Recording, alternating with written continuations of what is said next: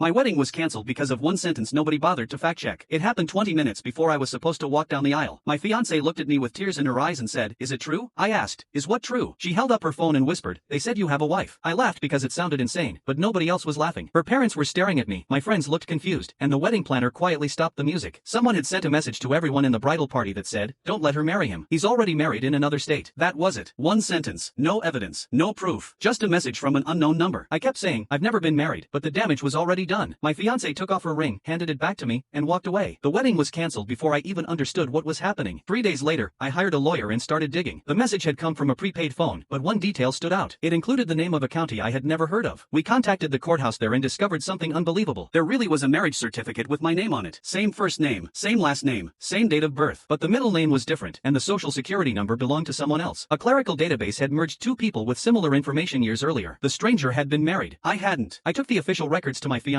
but she looked at me and said, "Why didn't you prove this sooner?" I said, "Because nobody asked me for proof. They asked me for a confession." She started crying and admitted that one of her cousins had seen the anonymous message and spread it through the wedding group chat before anyone checked a single record. By the time the truth came out, hundreds of people had already decided I was guilty. We eventually got married 6 months later, but I'll never forget how close I came to losing the person I loved because of one sentence nobody bothered to fact check.